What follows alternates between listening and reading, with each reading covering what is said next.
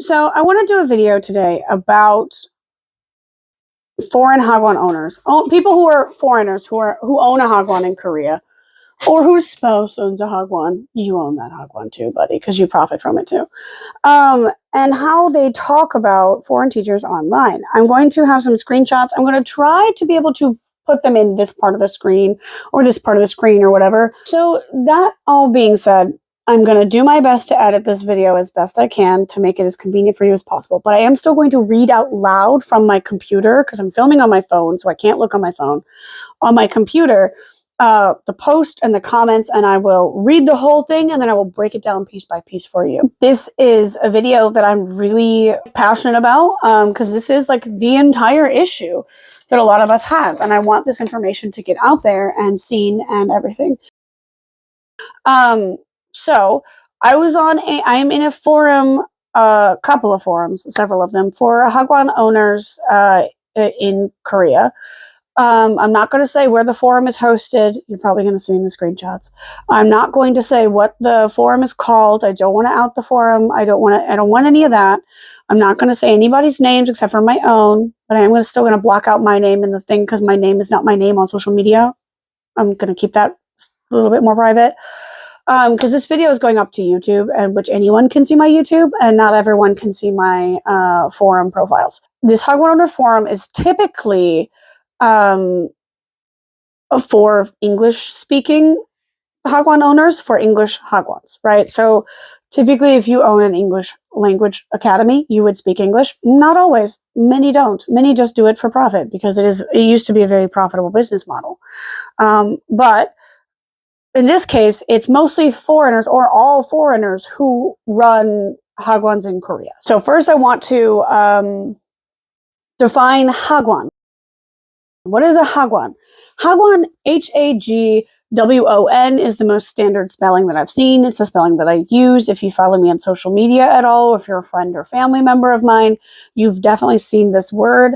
It is essentially a privately owned business. So it's not a school. It's a business, for-profit business, that sells the service of education, usually focusing on one or two specific subjects. Usually it's in Korea, it's math or Chinese language or English language, or some of them are French. Some of them have French language ones, not that common. Some of them are like tech, like STEM type of hagwons as well, but those are less common. It's a dedicated business selling you the service of education in a certain topic. Training or education, typically. There's different levels to the system and what each hagwon is allowed to do, what they're allowed to sponsor, what activities they're allowed to perform. It's all about the business categorization and the immigration status of the company. So they have, in order to run a hagwon in Korea and own it, you have to be a Korean citizen, an F visa holder, residency visa holder, and that's it. You have to be one of those two things. You have to be a Korean citizen or an F visa or residency visa, same thing, holder. So let's talk about F visas. F visas are the residency visas. There are several types. There are the main types in Korea are the F27. That one is the points-based visa. So you have to qualify to get that one based on things that the immigration office values. Your age, your education level, your income level, basically how much taxes you pay to the government. That one makes sense, I guess. Your Korean language ability, that also makes sense. Can't remember the rest of them, but there's several different categories. You have to add up to 80 points or more to get this visa. You have to renew this visa every period of years, depending on how many points you get. 80 to like 100 points, 80 to like 99 points or something is 1 year. Most people only barely scrape by to those 80 points.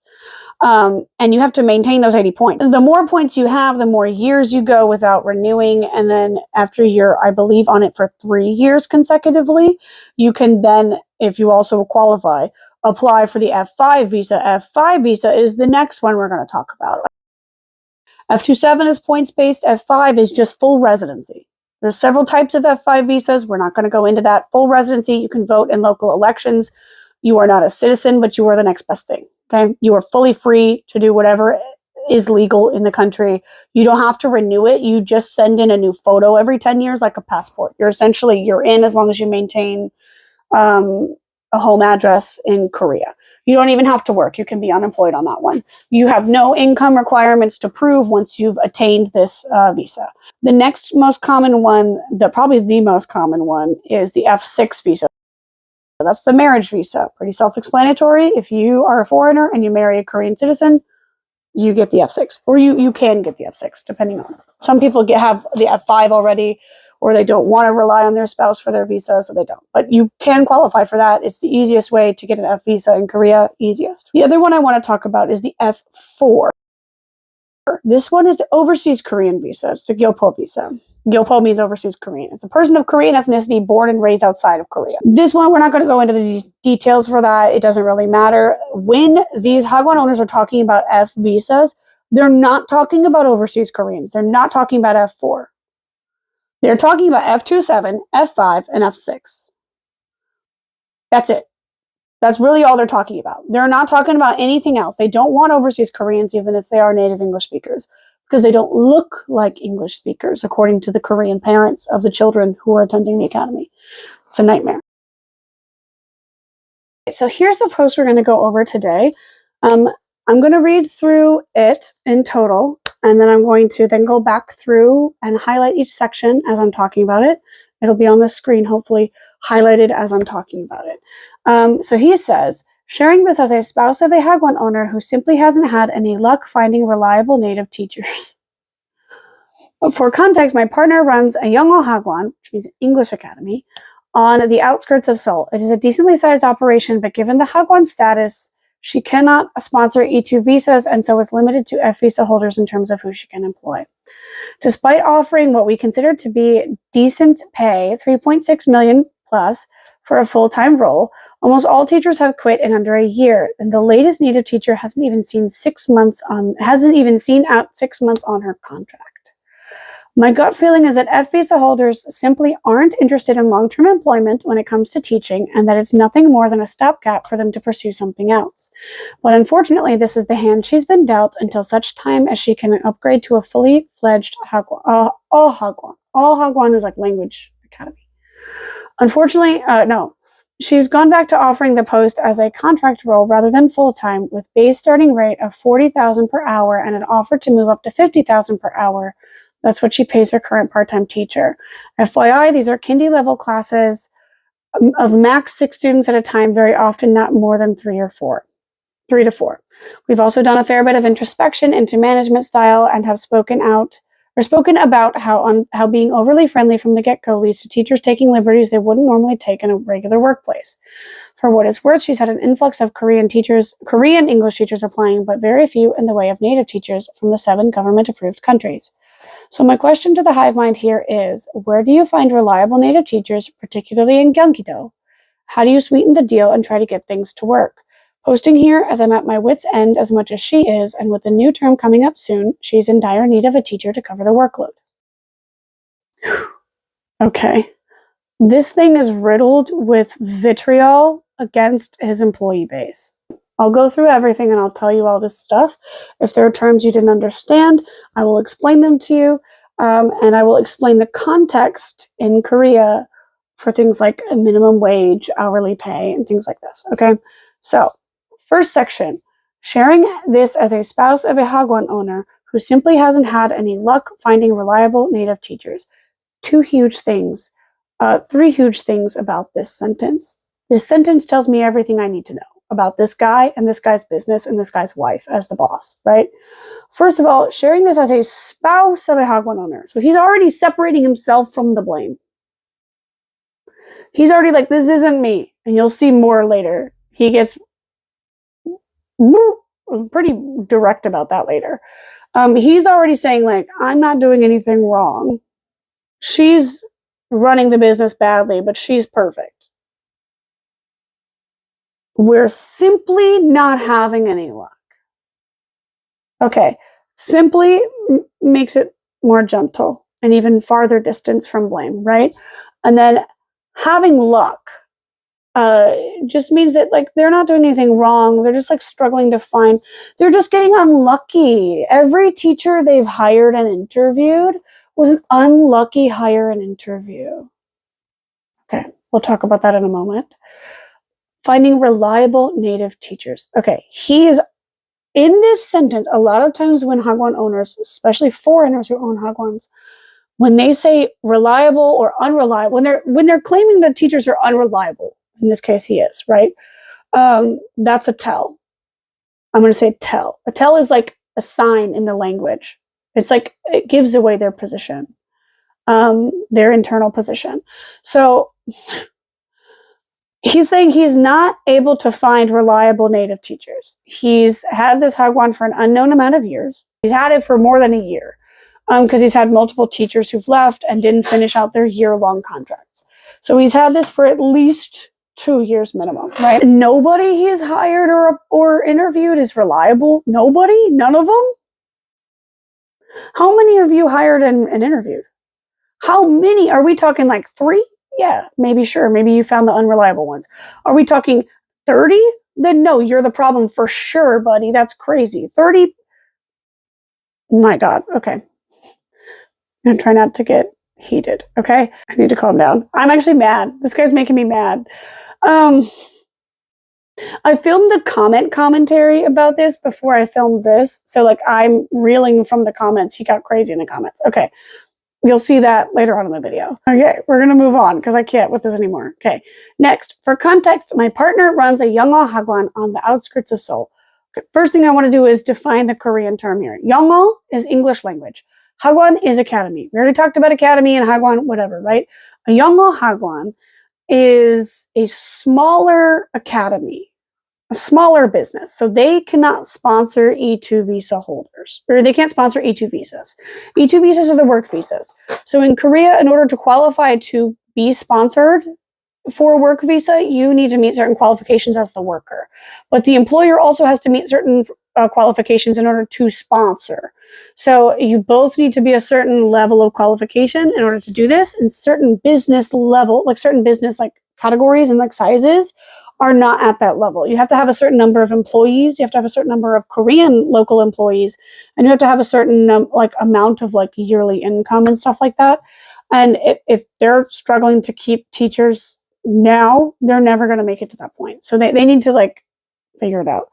But most big hagwons, all hagwons, which he talks about later, which is like the E2 sponsoring level of language hagwon. Most of those,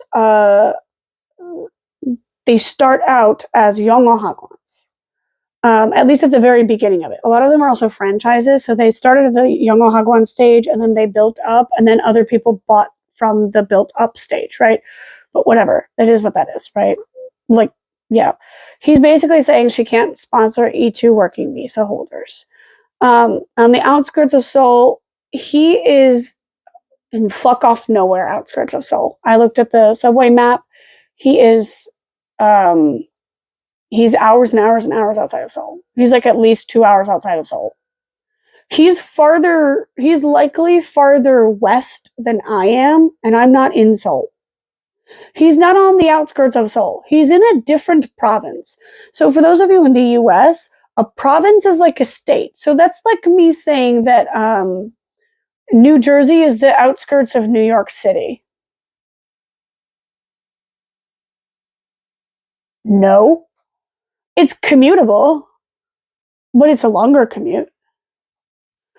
Or for those of you who are my friends and family, it's like saying that Chicago is the outskirts of St. Louis. It's not. It's not. It's a 5-hour drive. 5-hour drive. It's a 5-hour fucking drive. Oh my God. Sorry. I'm getting angry. So it's already, and that area over there where he lives, based on the comments that he talked about where his thing is located, there's not a lot of foreign English teachers living over there already. So they would have to get up and move to his area, or they would have to commute, which is quite far. It takes quite a while. And for a quick touch on F visa holders, the majority of F visa holders are the F6 visa holders. F6 is the marriage visa. You're not going to move your whole family up to where this Hagwon is. That would be crazy, right? The other majority, like the second level, like I would say the second most common F visa holder that you're going to find are F27 visa holders. In order to get that visa, you have to have quite a bit of experience of working in Korea. And most of the time, E2 visa holders, English teachers, will get the F27 visa after 5+ years of working as an E2 visa holder. So basically what he's saying is she can, and based on her business like categorization in the business records and stuff, her size and everything like that, she cannot sponsor working visas for teachers, so she has to sponsor F visas. Let's go through the actual wording that he says. He says, given the Hagwon status, she cannot sponsor E2 visas. Okay, that's a factual statement. And so is limited to F visa holders in terms of who she can employ. Okay. It's also important to note that E2 visa holders can only do very minimal duties. What is legally allowed for an E2 visa holder to do on their E2 visa is talk to the students. It is conversation-based teaching only. You cannot do any lessons. You cannot teach out of a book. You cannot teach spelling. You can correct pronunciation, correct grammar, correct spelling, correct vocab in a conversation. You can also explain a concept from a conversation, but you can't actually really teach. You're guiding. You're more of a coach than a teacher. And so he actually is saying they're limited to the more qualified, more flexible teachers. Limited. Why is that a limit? If they're better qualified for the job, they can do grammar lessons, they can do phonics lessons, they can do whatever. They can do all that, and they usually have years of experience, 5 or more for the most part. Because even if you come here even if you have a spousal visa, the F6 marriage visa, usually you didn't meet your Korean spouse outside of Korea. Usually you came here as an English teacher, and we're going to see later, he's only looking for people who qualify for E2 visas. So those people, the easiest way for someone from the native English speaking countries to get to Korea on a visa is to be an English teacher. So most of them that he's looking at came here as an English teacher, worked several years as an English teacher, met a Korean person, and married them. Okay? Keep that in mind. He's saying that he's limited to the teachers that have more flexibility in what they can do for him as an employee and have more experience. Okay? He's calling that a limit. Why is that a limit? Let's look at the E2 visa. So the E2 visa holders have no freedom to leave their workplace. Technically, in the labor laws and then the criminal laws and things like this in Korea, you do have the freedom to leave your job if you don't want to work there. And if you didn't have the freedom to leave your job, that would be slavery. And that is, on paper, illegal in Korea. In practice, very possible to legally do. The reason that so many Hagwon owners, they nut over the fact that they get to hire E2 visa holders and sponsor those visas is because they can whip you around. Like, they can do whatever they want with you because you control their visa, oftentimes their house, their salary, everything. You're not just their employer. You are their legal guardian in Korea. So you can basically tell them, you have to do XYZ illegal thing or I will cancel your visa. And it's very easy for them to actually cancel your visa because they can just fire you for no reason. And then you have to leave the country within 2 weeks of that because your visa gets canceled. Well, within 2 weeks of them canceling your visa. So you have maximum 1 month. So they have to cancel your visa within 2 weeks of you leaving the job or quitting the job or being fired from the job. And then you have 2 weeks from that point to leave. They can choose to cancel your visa day of firing if they want to. And that means you only have 2 weeks. And they don't have any legal obligation to tell you when they've canceled your visa. So in order to not overstay your visa, it is safest to leave within 2 weeks within 14 days of being fired or quitting your job. That is not enough time to file a Labor Relations Commission case or MOEL case, which is like the government agency that investigates labor abuse, or violations of labor law, which unlawful firing is a violation. And nor is it enough time for that case to actually take enough traction or get enough traction for you to get the lawsuit visa. So they abuse that a lot because in practice, they absolutely can violate the laws. There's a massive loophole in that law. Well, the combination of the Labor Standards Act in the labor laws in Korea and the Immigration Control Act, the immigration laws in Korea, gives enough of a gap for them to like fuck you over and violate your labor rights without actually having any accountability for it. So they absolutely can screw you over, and they do threaten to do that to you, and they do it to you. So not this guy in specifics because he doesn't have the ability to sponsor E2 visas yet, but that's why these hagwon owners feel like hiring heavily qualified, dedicated to living in Korea residency visa holders who often spent years working on the E2 before they got their F visa are limiting them. They're limited to the better quality, more experienced, more free teachers. The important thing here is to know that F visa holders in Korea have the actual, in practice and in law, freedom to leave a job they don't want to work at. So the reason he feels limited by being able to only hire F visa holders is that he can't force the employee to stay. He doesn't get to have a servant, an indentured servant. He wants an indentured servant because he doesn't want them to be able to quit his workplace. So he feels limited by the fact that he can't hire a slave.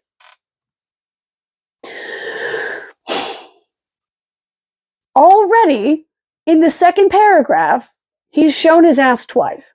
Now, third paragraph. Despite offering what we consider to be a decent pay, 3.6 million plus, for a full-time role, almost all teachers have quit in under a year, and the latest native teacher hasn't even seen out 6 months on her contract. Okay.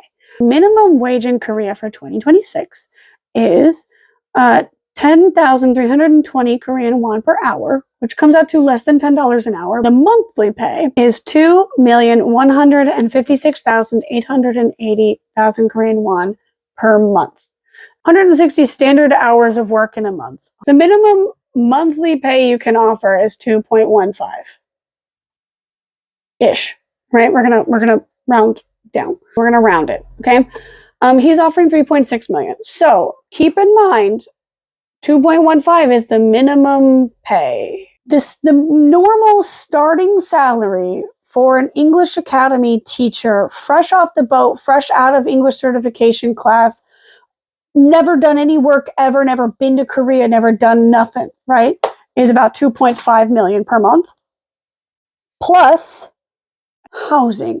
So normally, for E2 visa holders, which are usually new baby ones, like fresh umbilical cord still attached, they haven't done nothing yet, they typically get provided an apartment by the employer. There's two options. They will get an apartment for you and they will pay your rent for you and you live there and you take care of it.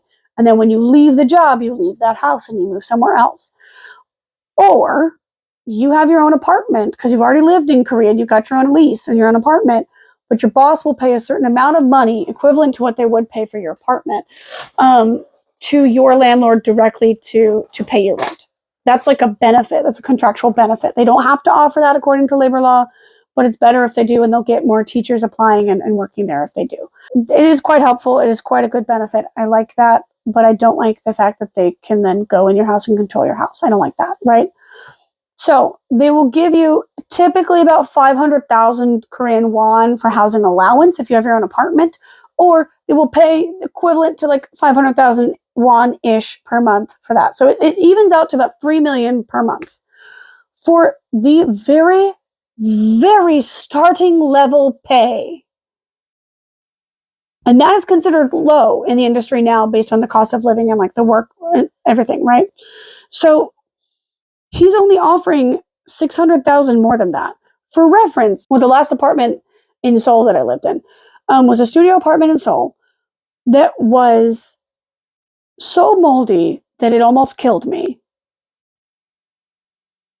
And it was in a neighborhood where people regularly got raped in the street and stabbed to death in the street. All right. I heard screams from attacks outside my window all the time. This is not a good area. There's bars on the windows of the first floor buildings. All right. Like, it's not great. Notoriously not a good area. And my rent was $750,000 per month. So he's paying less than the equivalent of 1 month of rent more in a horrible area, more for years of experience, flexibility in what they can and will do for you in their workplace, and teachers who have the freedom to not work for you.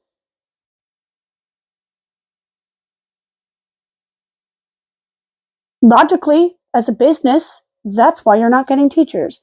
If you are paying 3.6 million for F visa teachers, you need to have the best work environment possible.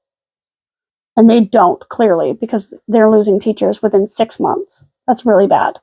And it gets worse. He admits to worse. So next, it says, my gut feeling is that F visa holders simply aren't interested in long-term employment when it comes to teaching, and that it's nothing more than a stopgap for them to pursue something else. Okay, your gut feeling. You're assuming about the entirety of F visa holders. Hundreds of thousands, if not more, people. You're assuming about them that they just don't want to work as a teacher anymore, and that's why you're unable to keep teachers.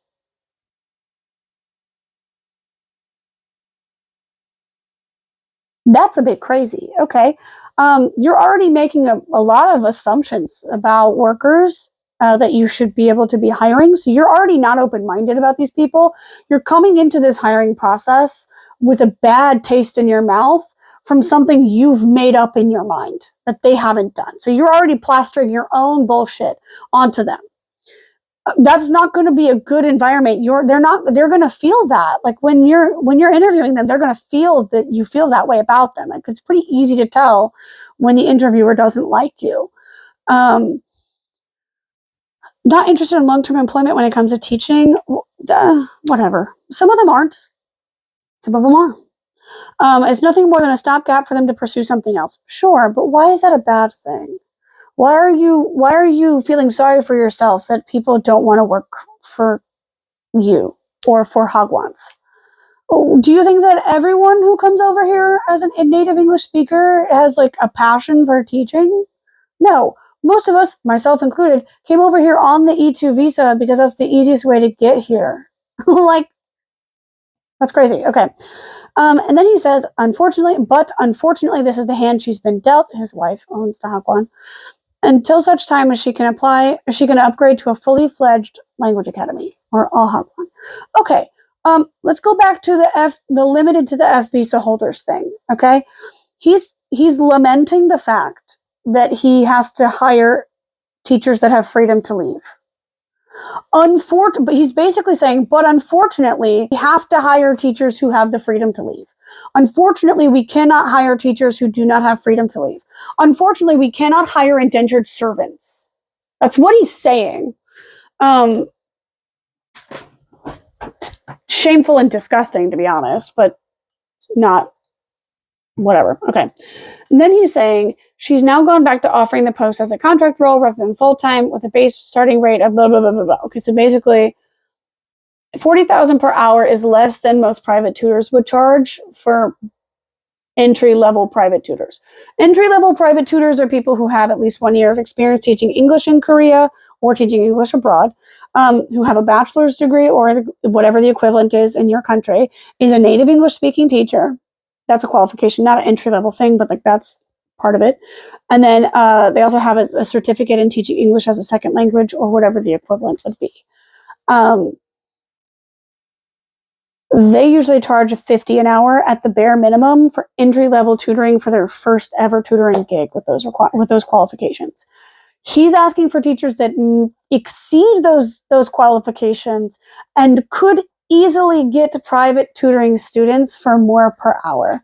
He's also admitting that there's an offer to move up to the bare minimum tutoring hourly rate, which is what he's already paying his part-time students or part-time teachers.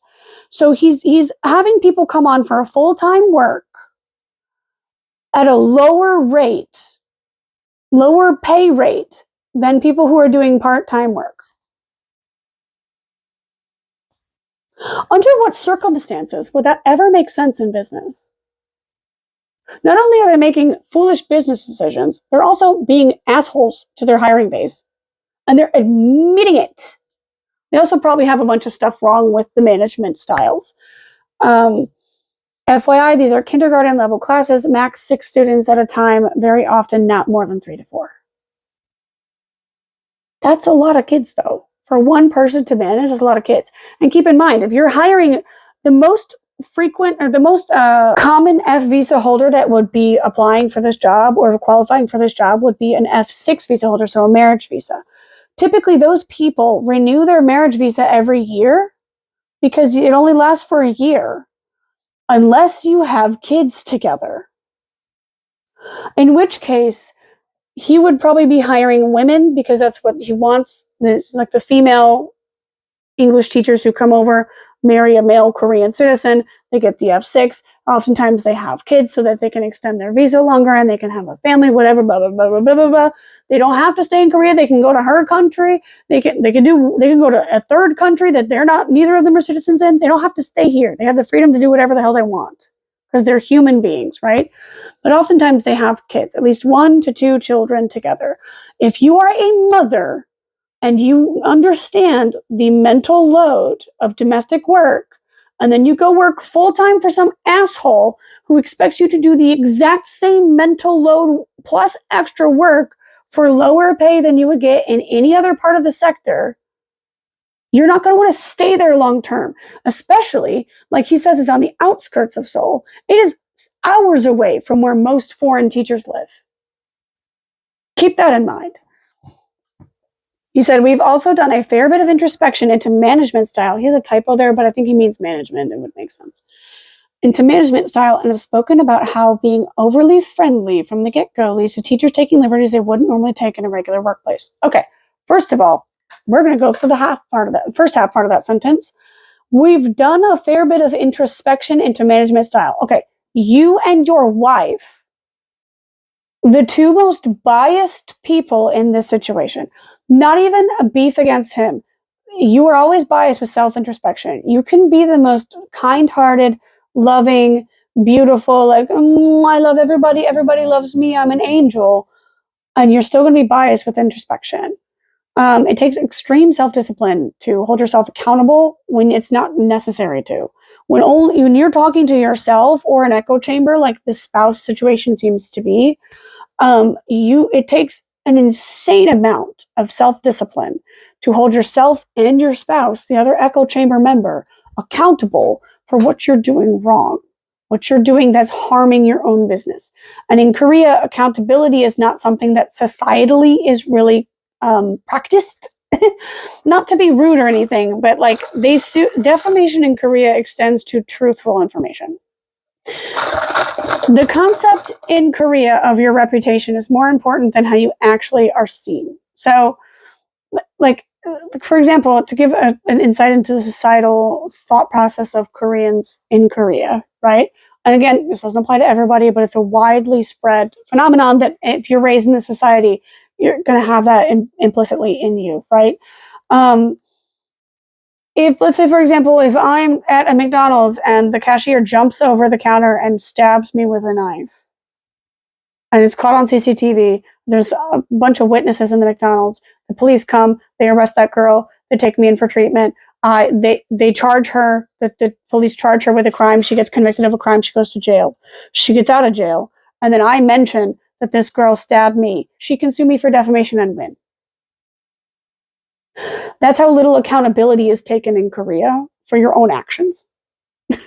So, and that stuff happens all the time. I know a girl who was raped by her boyfriend, and then he went to jail for it, lost his job, has a felony on his record now, can't really get a job very easily now, of course, as it should be. Went to jail for 2 years, got out of jail, and then sued her for defamation because he lost his job because she reported a crime that he was convicted of doing. And he won the case. In Korea, accountability is seen as a huge offense.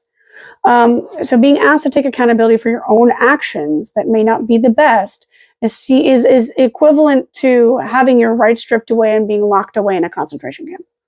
Like, they really don't take it well. Some people, again, it's individual case by case basis, but societally, it's very horrible for you to ask somebody to take accountability for their actions. And so, of course, when nobody asks you to take accountability, you never take accountability. And so when you're now faced with the situation where you need to be accountable for the way you treat your employees, or your business is going to fail, you're not going to fucking take accountability. It's just like how it goes, right? So it's just logical. It's just reasonable, okay? And it's not a Korean culture thing. That's not Korean culture. It's Korean society, and they're different things. Obviously, he and his wife are unable to see the reality of their work environment from the teacher's perspective and from their perspective. And the more teachers they get that flout their contracts, as he says later, or take liberties, God forbid, the more angry and vitriolic they're going to get towards the teachers that are already there, and they're going to chase more teachers away, and they're going to lose teachers that they currently have. It's not going to be good.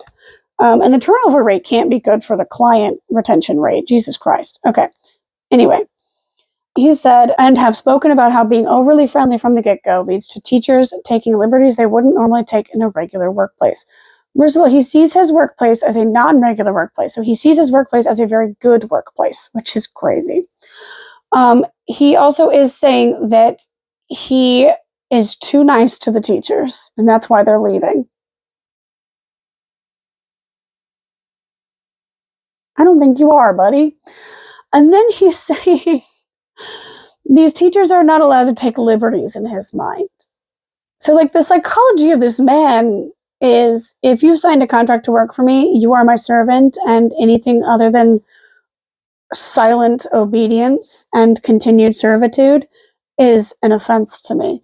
That's fucking crazy. So, for what it's worth, she's had an influx of Korean English teachers applying, but very few in the way of native teachers from the 7 government-approved countries. 7 government-approved countries are the 7 native English-speaking countries. If you have if you're hiring F visa teachers, you don't need to abide by that, but those are the only types of citizens who can get E2 visas. So they are sticking to E2 visa requirements for hiring, which limits their pool of applicants a lot. So they're already, okay. And also important to note, in Korea, there's a lot of discrimination surrounding non-native English speakers, even if they're better at speaking and teaching English than the native English teachers are. So if you naturally just know how to do something, you're usually a shit teacher at it, because you didn't need to learn how to do it. You just did it, you know?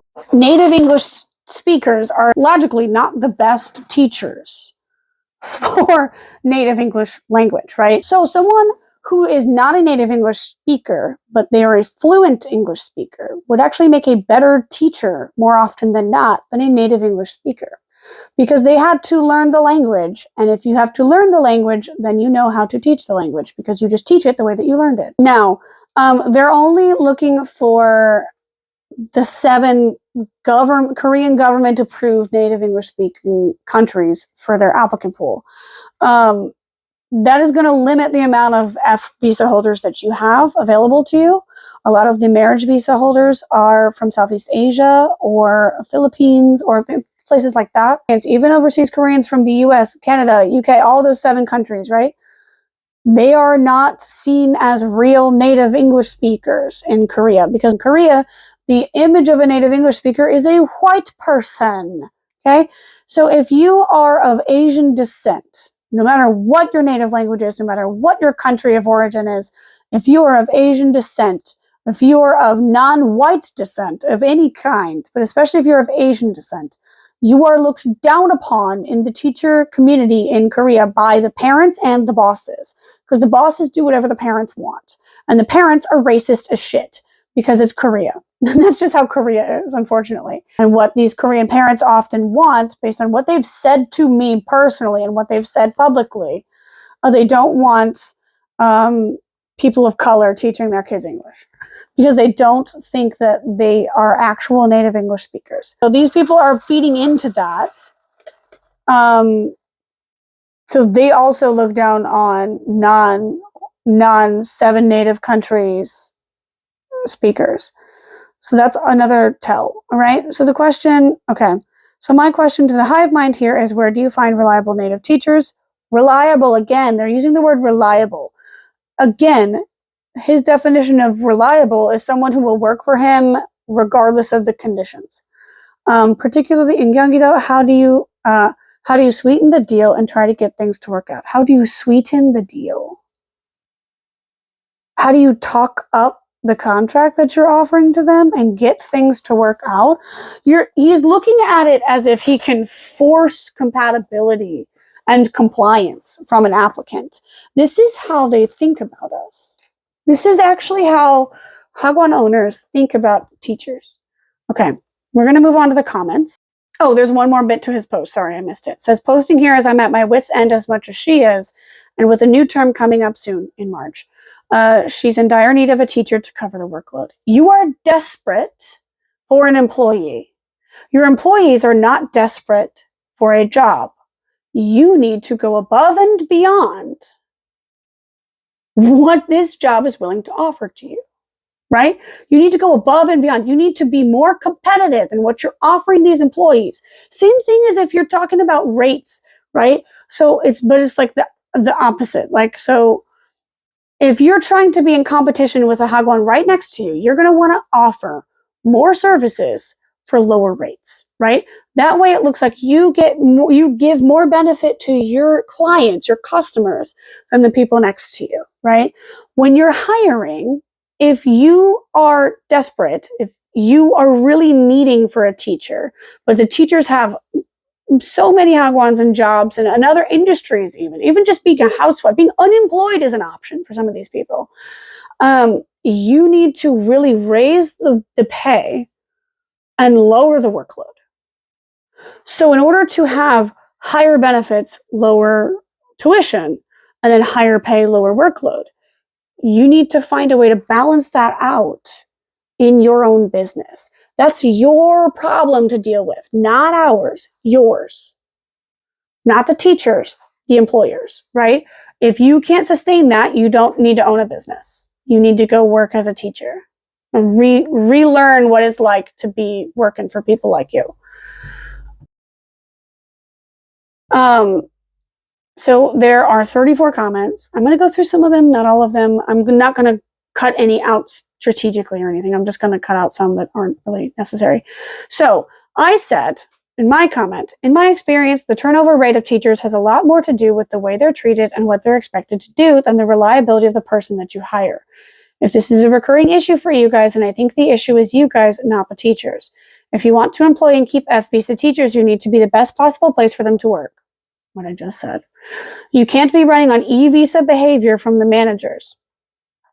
You can't be expecting them to be your slave because you don't have that leash that you do for e-visa holders. You have to actually prioritize the health and well-being of your F visa teachers instead of relying on the fact that their visa would trap them at your establishment like you would do with an e-visa teacher. Yeah. I think the mirror is a better place to start than a hiring board. That, to me, was a pretty neutral comment. He took offense to it. He said, I might not be the most impartial here, clearly, but I would definitely not say that the management is running on e-visa behavior. He took offense to that phrase specifically. From my knowledge, again, I'm only a concerned partner here. Again, distancing himself. The teaching hours are very much standard and in line with regular hagwon hours. Standard hagwon hours they kill people. Like, I know people that have actually had heart attacks from working at hagwons. It is very grueling work. It's not easy. It is not easy. Hagwon hours are tough. I have actually collapsed multiple times and had to be hospitalized because of the hagwon hours I was working. And those were standard hagwon hours. It is grueling. It is difficult. It is exhausting, especially when you're traveling quite far to get to and from work. It's horrible. Okay. He said, prep is minimal, but still there. And lesson plans are provided. That doesn't matter. Lesson planning is a small fraction of your job as a teacher. That does not take away the main parts of the job that make it difficult. It's hardly what I would call a taxing job. Whoa, teaching kindergarten students for a demanding boss and demanding parents? That's not taxing to you? You're talking down to your teachers. You're being like, well, it's such easy work that you do it, motherfucker. You get in the classroom and teach. You're a native English speaker. If your wife can't find it and hold a teacher, you need to be that teacher. Get in that classroom and do that work yourself to save your own wife's business. Unwilling. He's unwilling. It said, and I very openly said in the original post that we've done some introspection about what she. He wrote she. He's blaming her. Could do better when it comes to management. Yeah. And you didn't come to a reasonable conclusion. You came to the conclusion that you're too nice to your teachers. She's even given extra paid winter and summer days off over and above the standard 11 days. Congratulations. You've done more than the bare minimum. Okay. To my point about F visa holders, we actually had someone confirm for an interview today and then back out at about 2 hours before without giving a concrete reason. Oh, I think you were the reason. Dang. For me personally, if I had an F visa and I was going to go do an interview with a job and I really needed a job and I really wanted a job and I really liked the way this hagwon looked, and I had to back out 2 hours before because of a reason that had nothing to do with the employment place, like the employer, I would tell you why. Like, oh, I'm so sorry I started vomiting. Oh, I'm so sorry my kid is fell down and got hurt. Oh, I'm so sorry my dog has to go to the vet or my dog is sick. Oh, I'm so sorry I broke my arm. Literally I did. Okay? Like that kind of thing. Okay? I would tell you why and I would try to reschedule. The fact that this person is not willing to interview with you and they backed out without telling you why within 2 hours has everything to do with something with you, right? Either they were offered a better opportunity by another academy that means it's higher pay, better reputation, your friend works there, more comfort, right? Or like a more convenient location, whatever. Or they were put off by something they saw or heard about or from you. Hagwon blacklists do exist. That's all I'm going to say about that. I don't know if this one is on any of them. They do exist. They are usually on servers outside of Korea because it's illegal to have a blacklist in Korea. But in general, F visa holders have enough experience teaching English in these academies, especially if you're taking them only from the 7 native English speaking countries. They're going to be able to feel out a bad vibe even without a blacklist. You gave a bad vibe and or are on the blacklist. Yikes. Okay. That's got less to do with management and says more about the quality of F visa holders, in my opinion. The quality of human beings. He's talking about the quality of a set of human beings. And I just explained why it has everything to do with the management and nothing to do with the quality of the living beings you've just insulted. I'm getting heated. I said, I work closely with native ESL teachers who, I had a typo, I missed the word teachers, who have been harmed by the hagwon system in Korea, and I can guarantee that it is absolutely the vibes of your hagwon and the treatment of the teachers that is chasing them away. Absolutely. I know hundreds of NETs are native English teachers, on F visas who are desperate for a decent hagwon to work at and they can't find any. Yours is included in that. Self-assessment is always biased. You need an outside source who is not affiliated with your hagwon to assess whether or not you're chasing the teachers away. True. As you say, your hagwon is pretty standard. I did another typo. Oops. Keep in mind that the standard hagwon is exploitative and abusive. So you need to be aiming for above the standard. And the way you speak about the way your hagwon has no blame and the high turnover rate is very telling. You seem to take no fault in your own business having a high employee turnover rate. Again, the mirror is a good starting place. Lots of typos, goddamn. But 2 people like that. 2 different people like that, and all of them are hagwon owners. He said, I'd much prefer a constructive debate than judgmental statements that aren't grounded in any concrete observations.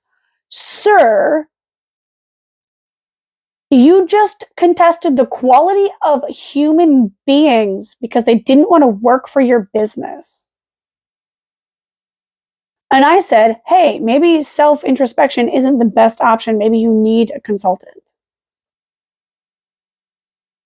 Oh my God. He's nasty. Okay. You can see why people are leaving his academy if this is how he's talking in a professional, kind way. And then he quoted me and said, you need an outside source who is not affiliated with your Hagwon to assess whether or not you're chasing the teachers away. He said, let's start here. This is actually one of the reasons I'm in this group and made this post. No, it's not. You asked in your post, you asked, and I'm going to quote it. You asked, where do you find reliable native teachers, particularly in Gyeonggi-do? How do you sweeten the deal and try to get things to work out? If you were looking for a consultant, you would say, does anyone know anyone who can help consult me for this? You do not want a consultant. You want teachers that will shut up and tolerate you. And then he said, I'd welcome the opportunity to be connected with someone here who is qualified to undertake something like this. Qualified? What do you mean qualified? He'll tell me in a moment. And then he quoted me again and said, I know hundreds of NETs on F visas who are desperate for a decent Hagwon to work at and they can't find any. Conveniently cutting out the sentence where I said yours is included in that group of Hagwons that they can't find a good one in. He said, please send them my way and I will do my best by them and you. No. I said, I'm not trying to be judgmental. I'm trying to give you neutral, constructive advice. If you took my neutral comments as judgment, then maybe you need to reassess why you're feeling called out. Then I said, I would be more than happy to look over your standard-based contract, assess your interview methods, and check over your basic work manual to see if any common red flags appear. I would also be happy to speak to former teachers to ask what they think could improve your Hagwon. I mean that, and I will still do it. As I said, I do advocacy work with NETs who have been harmed by the Hagwon system in Korea, so I know very well the perspectives of NETs here. Oftentimes, business owners have lost the ability to see from the perspective of the employees and prospective hires. I've seen both sides of that coin, and I have experience in advising both parties. I'm happy to help, but I won't work if my advice is going to be taken defensively. I can't help someone who doesn't want to accept constructive advice. And then I said, and I cannot, in good faith, recommend decent teachers to apply to your Hagwon if you're going to blame them instead of your own business methods. I don't know if you would do that, but based on what I'm seeing here, you're not taking constructive criticism very well, and you seem to be pushing all blame onto the teachers. I hope you can figure out what the issue is and fix it for the sake of your business. Please let me know if you want any help from me on that. 2 people liked that.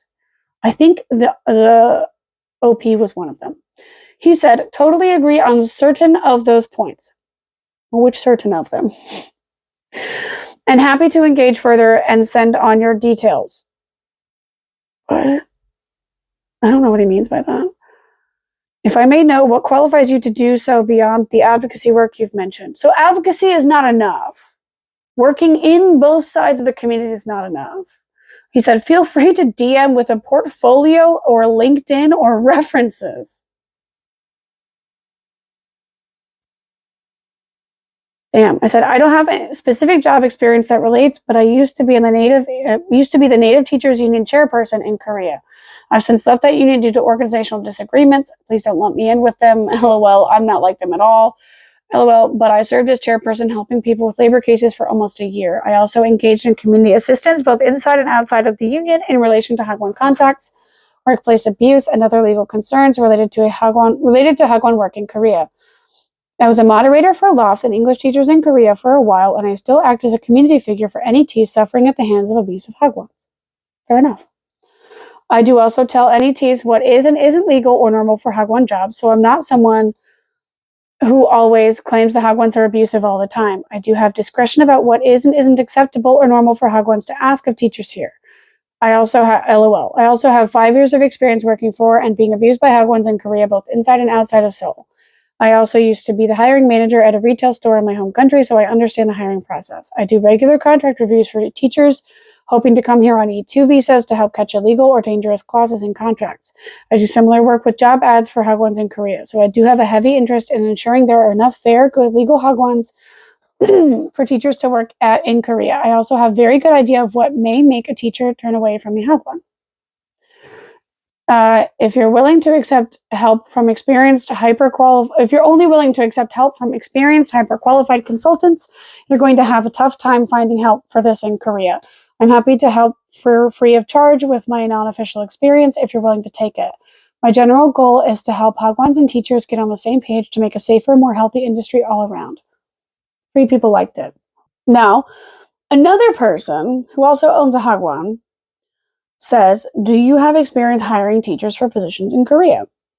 And I said, I don't, unfortunately. It's been a real struggle for me to escape the E2 visa trap so far. And E2 visas can't hire or manage, sadly.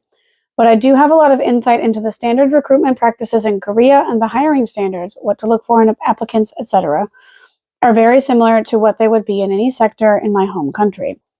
And since I was unable to reply to your earlier comment, I'll reply with what I was going to say to you below. It seems you had blocked me shortly after posting that comment several days ago. Now, it's important to note, this guy had come to me very defensively, and he said, that's a whole lot of one-sided attribution. Seems your experiences haven't been the best in Korea. Okay. Calling me one-sided when I explained the advocacy work that I do. Okay. And seeing the reasonable advice I've given that other people in the group liked, 7 other people plus, 7 plus. And then he blocked me within a couple of minutes of posting that comment. He blocked me and then deleted the comment. And then the next day, he posted do you have experience hiring teachers for positions in Korea comment? Because I think he realized it looks bad on him. And I said, to his original comment, the defensive one, that's a whole lot of one-sided attribution one, I said, well, there's a dire shortage of fair, legally running hagwons who hire E2s. Most hagwons that hire E2s tend to rely on the E2 workers being legally trapped in the job site in order to function. The whole industry is rotten, and the smaller mom-and-pop hagwons that treat workers fairly tend to suffer due to immigration standards and industry abuses. I wouldn't be working on starting my own hagwon if I thought the whole industry was hopeless and evil. LOL. And I certainly wouldn't be wasting my time trying to help hagwon owners here if I thought you were all evil monsters. LOL. I did a typo. Whatever. Didn't post anyway. Then I said, nuance exists and I can see it despite my experiences. Shrug emoji. And then he said, yeah, sorry, I don't know what happened to that post. I checked to see if you responded and my original posting wasn't there. That's just a lie. And I know that because, and I have screen recordings of this, of me trying to find his page. Like I searched his name. I took a screenshot of me not being able to reply to it because I'm like, well, oh my God, this is sketchy. And in my experience, typically that's what happens. Some shady stuff is happening when they just delete a comment and block you all of a sudden. Usually they're defaming you. So I went on my alt account and I searched his name. I found it. I went on my regular account where we were talking here and then I couldn't find him. It said the page didn't exist. So that means that he had blocked me. That's how this site works, okay?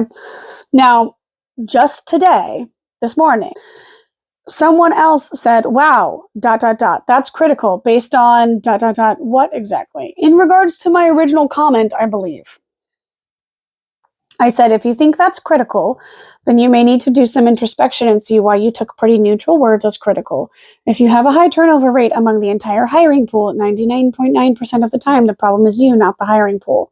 There's no logical way that a hiring pool as wide and diverse as the F visa holder Korean citizen ESL teacher hiring pool in Korea can be fully tainted with every member being unreliable and terrible.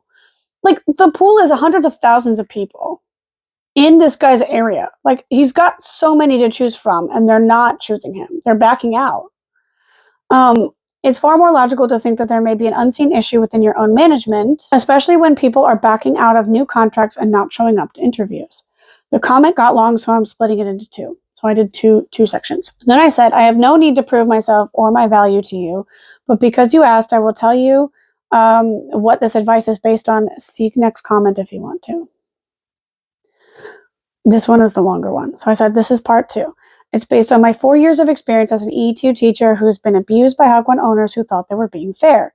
It's also based on my experience as a former chairperson for the Native Teachers Union, where many of my members were abused by hagwon owners who thought they were being fair.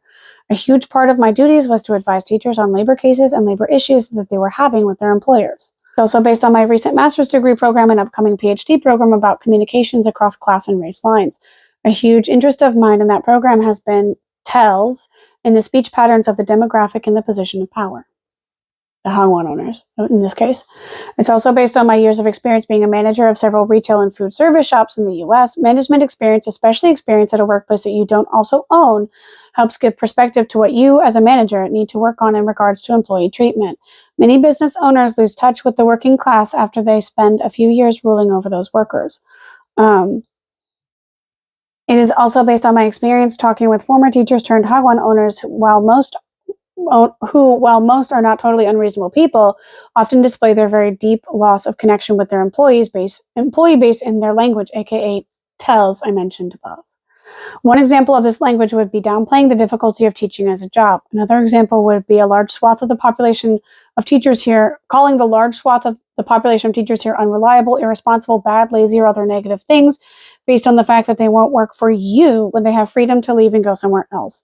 Another example is less the words that they say, but more the way that they take other people's words. I cannot speak today. If they get defensive upon reasonable business advice that they ask for, there is reason to believe that they are not actually able to put aside their own personal opinions to be able to view it from a neutral perspective.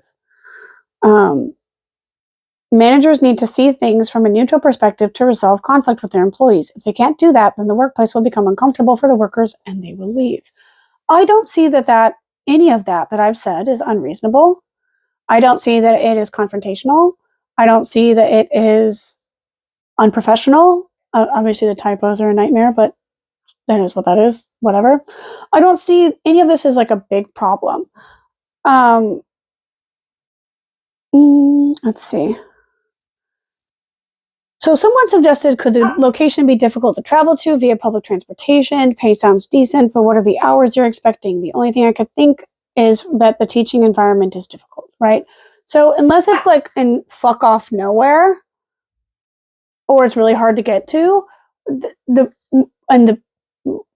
would be reasonable or the hours are crazy, it would be reasonable to believe that the only other issue would be the management style or the teaching environment or like the workplace environment, which all has to do with the management style. And the author said, 5 minutes walk from the subway line on line 3. A little remote, but not difficult to get to. The teaching hours are very much standard and in line with regular Hagwon hours. Again, which is too much work. Standard hours in Korea is death hours. Like people die. People drop dead from overwork. Like it's bad. Okay. Prep is minimal and lesson plans are provided. It's hardly what I would call a taxing job or difficult teaching environment. Nobody replied to him. Because that's not good. That's very yucky for him to be saying. Someone said, if you cannot get people to stay at 3.6 plus million per month, the problem is coming from within the house, I fear. How many teaching hours are we talking? Are the books and lesson plans already developed? What sort of liberties are these employees taking? Very good questions. Okay. The teaching hours are very much standard and in line with regular Hagwon hours. Prep is minimal and lesson plans are provided. Okay. We already talked about that many times. It's hardly what I would call a taxing job or a difficult teaching environment. That's exactly what he just said to the person above. That's crazy. My point about F visa holders, we actually had someone confirm for an interview today, then back out at about 2 hours before without giving a concrete reason. That's got less to do with management and has more to do with about the quality of the F visa holders IMO. He's just copying and pasting replies defensively to people. That last part to my point about F visa holders, he said that exact wording to me. He just copied and pasted. He took what he said to the person above this comment and then what he said to me and then spliced together the parts. Also, he didn't answer the questions. How many teaching hours? Are the books and lesson plans already developed? He did kind of say that one. And then what sort of liberties are the employees taking? He did not answer these. Then this girl replied with, then either they didn't need the money or someone is offering significantly better location or pay. Probably the latter if people are dropping mid-contract. Looking at other replies, I think my ideas on compensation may be a little regional. We offer around 3 million in Daegu, although not at a full 40-hour week. Okay. She got the wrong idea from that. Honestly, I think she backed off too much. The way that he replied to her, like skipping over the two most important questions is like, how many teaching hours? You can't just say standard. How many is that? 8? That's a lot. 6, a lot. 5, a lot. Still a lot. Okay. What sort of liberties are these employees taking is one of the more important things. It will give you an insight into what he thinks is unacceptable liberties for a teacher to be taking. Another person said, I kind of agree with all the replies thus far. Maybe another perspective to consider as someone on an F visa myself. Granted, I have 17 years of experience in Daichi, Apgujeong, and Banpo at very well-known academies. Those are like the worst places to teach. Like they're the most demanding, highest rated hagwons. Like it's crazy. So this person is very experienced. This is a very good teacher in terms of experience. 3.6 plus, although decent as you say, is not super high considering extra potential stress factors that come from teaching kindergarten, as well as being in the outskirts. Yeah, very well said. There definitely are FVs and newcomers from the newer generations that feel entitled to higher pay without being warranted due to little or no experience, but I have definitely seen first-time teachers in Daichi get offered 4+ million contracts. I personally would never accept 3.6 plus for full-time 8 hours anywhere, let alone kindergarten. I recently just turned down 4.5 million Korean won per month offer for full-time since the hourly comes out to 26K per hour, where I'm currently making similar pay for working half the hours. Yeah, like it's yeah. In short, to speak for myself as an F visa holder, I know I have options. So if the place I work at doesn't have a good culture, with respect for its workers, teachers, supportive director, management, a good system of curriculum, managed expectations, reasonable protections from crazy and entitled parents, freedom and trust to teach as experienced professional with no micromanagement, I'm out. Beautifully put. Like many others have said, there must be something in-house going on because I know an academy in Bundang who hires both E2 and F visa teachers. F visas and all the teachers love it there and have been there forever and love both the female directors.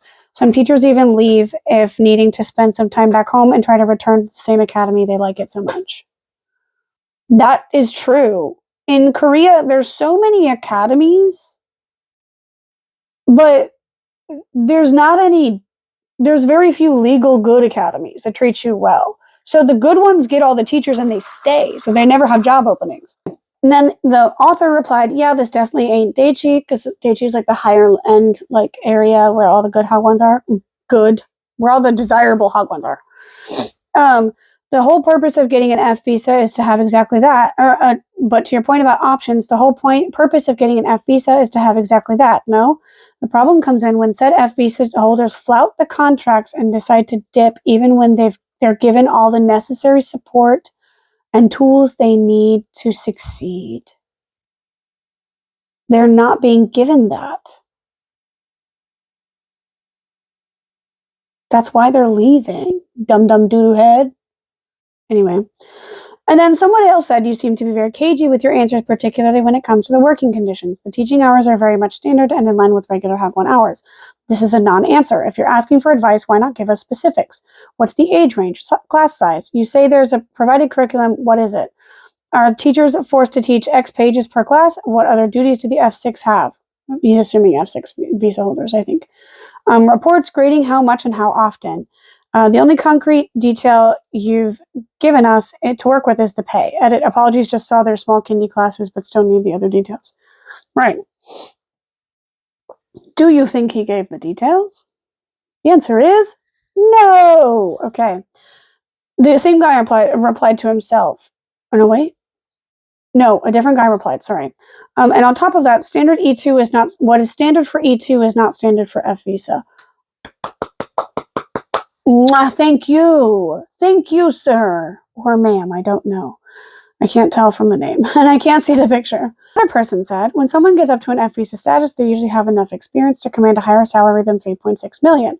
It's not an opinion, that's just facts. I have so many friends on F visas earning much higher than that for fairly easy work. Also, kindergarten is rough work. That's kind of an early career, not much experience type of teaching. By the time someone has an F visa level of experience, they really want to be.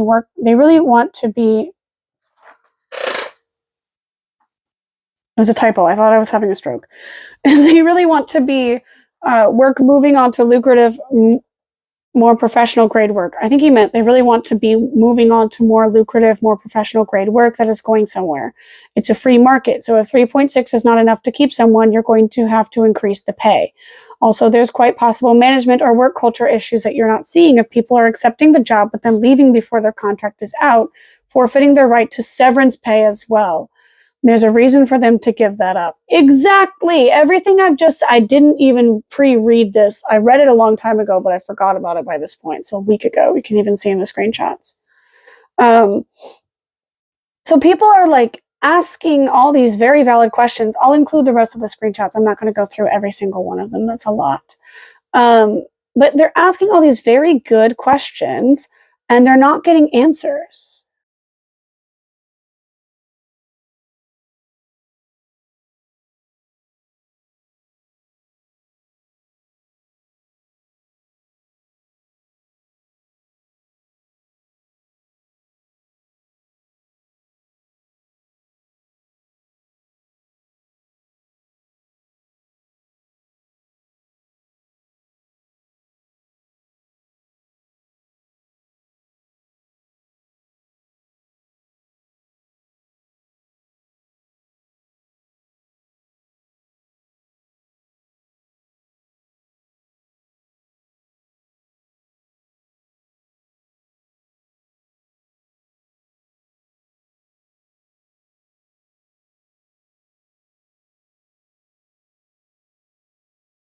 And I feel like that's very telling because if they're not getting answers, he's unwilling to answer. He's willing to reply at great length about why he thinks that the job is easy and that the teachers are being unreliable and bitchy and unreasonable. But he's unwilling to answer the basic questions that are needed, right? So everyone in this group is supposedly also a Hagwon owner. So you can see some good ones who are asking actual good questions, who seem to have respect for their teachers, who seem to be able to recall the recent time that they spent as a teacher, and be taking into account like not only the business aspect of it, like the business theory, like you have to have you have to be a boss, but you also have to like treat your teachers well enough because if teachers can just leave, right? And then also like the need of the employee, right? As a boss, you have to balance the market needs of the customers, needs of employees, and the needs of the boss, right? You need to be able to balance all of that. It's not an easy gig, right? You do have you do have to think about it a lot, right? You can't just go, oh well, I pay as much money as I'm able to pay these teachers and they just leave because they're bad teachers. That's not how that works. They're not leaving because they're bad. They're leaving because you're bad. And the way you talk about teachers tells me that you're bad. It tells me that there's an internal work culture problem at your workplace. So the way that this particular demographic, Hagwon owners, specifically foreigners who own Hagwons, they speak about foreign English teachers. So they talk about us in a certain way that will tell you a lot about how they run their business because it tells you how they think about us and how they think about themselves. And there's a lot of like mental separation from them versus us. They see themselves as above us and better than us because they've gained this. If they own a Hagwon, they have an F visa guaranteed. There's no other feasible way for a foreigner to own a hagwon in Korea than if they don't have an F visa, right? They have to have the F visa. So they often once foreigners will get the F visa and then they get from the employee status to the employer status. They're no longer bottom dog, they're top dog now. They will almost immediately forget what it feels like to be the bottom dog, the lower level, less powerful position. They forget it because this happens a lot with other business owners as well, but we're talking about foreigner on foreigner violence here in Korea. It's a classism thing. You get a position of power and then you're like, ooh, I like this. And then you don't have anyone to stop you from becoming a monster. And that happens. I've seen it happen in the union where there were decent people and then they got a position of power and they turned crazy. I've experienced the need to pull myself back when I became a moderator of a group. I was like, oh, I don't like the way this person is talking to me. I'm going to ban them from the group. And then I was like, oh, no, wait, that's crazy. Don't do that. That's not fair. You can't just ban them because you don't like how they talk. The way that they speak about us is the way that they think about us. But you have to know what they say and how they say it. And the way that I know what they mean when they're saying something is not assumption.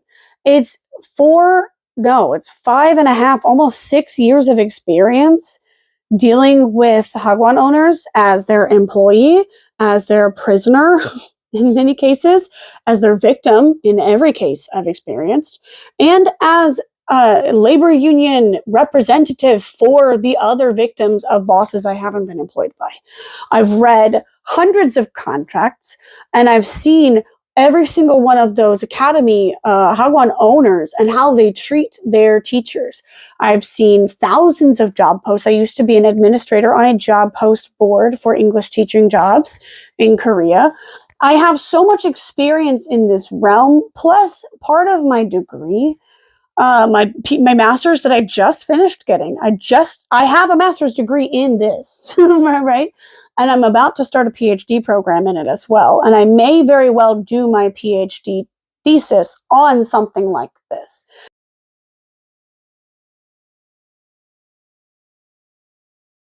Sorry. I'm trying to gather more evidence and information about these things so people can see how common this thought process about Native teachers really is. A lot of hagwon owners, especially foreign hagwon owners, refuse to hire Native English teachers.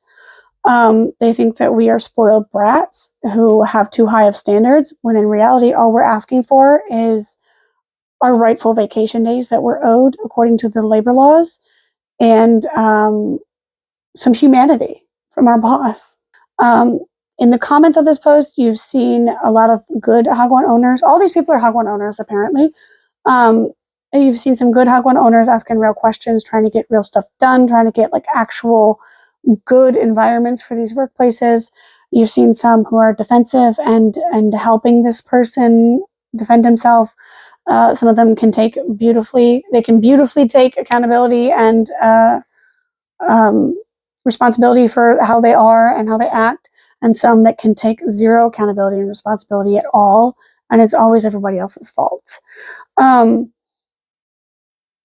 also have DMs with someone who is a hagwon owner. I want to get screenshots of that and redact that as well, so I can do another type of video like this about that. It shows a lot more about how hagwon owners often think of us. I also want to do this with job posts. I want to collect some job posts, redact them, and go through them bit by bit. I also want to go through contracts that people have shown me after redacting, of course, and getting permission from the people that showed me those contracts, and go through those as well. I also want to go through the labor laws in Korea, the immigration laws in Korea, at least pertaining to English teaching and stuff, and the immigration manual as well. It's going to take me some time to research those and develop those video ideas, and I'm going to try to script it a little bit. If this is an interesting topic to you, please follow or subscribe, whatever. Check out my videos. Are you thinking about doing more stuff like this? Hopefully less rambly, obviously less sick and less just woke up kind of vibes. But yeah, I'm hoping to make this more of the content on my channel. If you like it, send it to a friend, follow along, whatever. I don't care. Whatever you want to do, bestie. Okay. We'll see you next time. Bye. I'm going to eat my breakfast. Bye.